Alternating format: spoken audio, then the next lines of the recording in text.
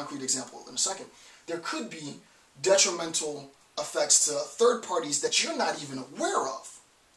So, here's an example. Imagine that we're talking about a case of, and I probably should have prepared an example. I'm just going to use something super general. Imagine that we're talking about a case of, here's a good one, Munchausen by proxy. Big time psychological, but I'm not going to put it in terms of psychology, right? A mother who was abusing her child. So child abuse, right? You can imagine that you wanted to do some qualitative research with mothers who had a criminal record to some extent, and there was documentation that the mother was abusing her child. Child abuse in terms of, it's unfortunate to say this, it's horrible to say it, but it's true. Child abuse in terms of the father abusing the child, it's sort of socially stereotypical. It's like, yeah, dad's the abuser. Moms are abusers as well. So the relationship between these mothers and child abuse. Now, you're not a psychologist, you're not a shrink, you can't ask psychological questions. This is just an assessment of their life story. So I go in and I see Mary, and Mary's children are much older now. And I ask mom, I get approval from my IRB board, I get approval from my committee members, and I ask mom to tell me her story of whatever it might be. A single mom, a woman who was married and her husband was out committing, acts of infidelity and the stressors that led her to somehow in her mind legitimize and justify the hostility that she projected onto her kids. Who knows? Who cares, right? So I'm thinking, okay, well, I'm doing my research. I'm asking these questions, and this is going to be the end of my research, right? There is a sense in which I've gotten the consent from the participant. She's going to tell me her story. I'm going to take these findings and generalize them like I would for any other qualitative methods research. But what I don't recognize is that when she leaves the research, the participant, has to interact with others. Probably even the very individuals that she was just rehashing the story about. She's going to meet her children maybe, she might go out to dinner with family and friends.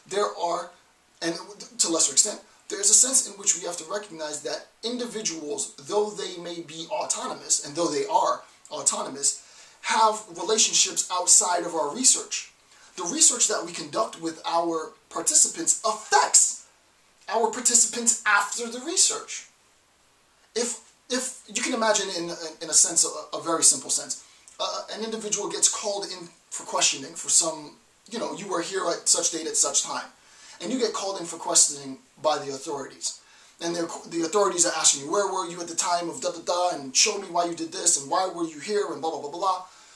This is a huge set of stressors that the individual being interrogated has to cope with during the act of interrogation. There are a huge set of stressors that the participant has to cope with, really, during the interview. No matter how informal, no matter how relaxed you are creating stressors.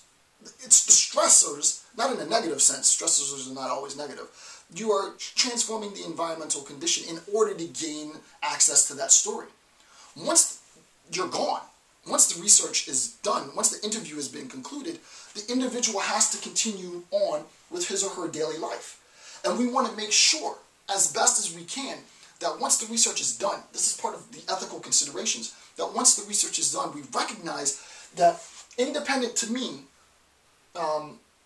my research has a potential to adversely affect people I'm not even aware of, right?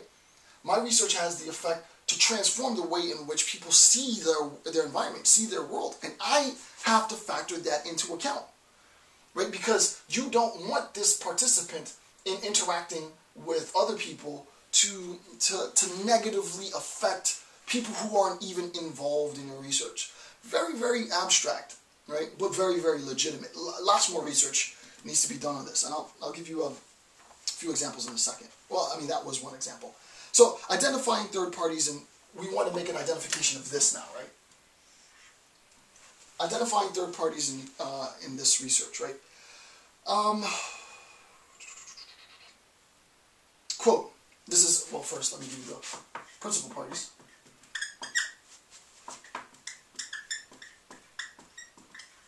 Okay, so principal parties include the researcher, research staff, and the human subject. So the principal party, researcher, any staff that I might have, my GAs, whoever, and the participant. So this is my principal. I'll just put it here. Right, these are the principal parties, the researcher, GAs, research staff, what have you, and my participant. Next, third party. Right, my third party.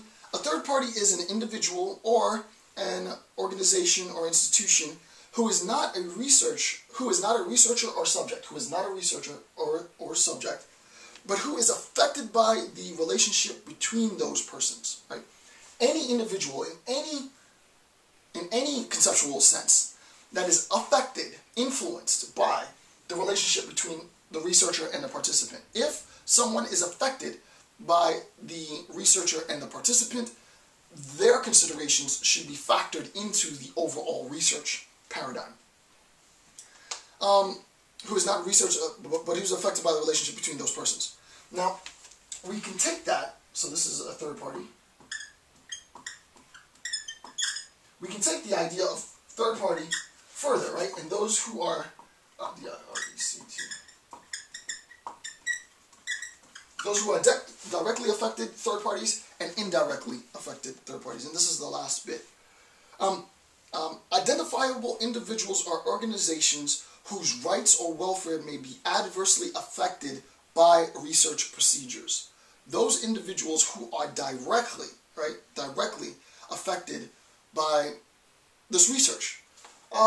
There's a number of cases that you can think of. And as I said, you and your committee and your respective university IRB boards or federal IRB boards, ethics boards rather, will have to make considerations of effect to third parties.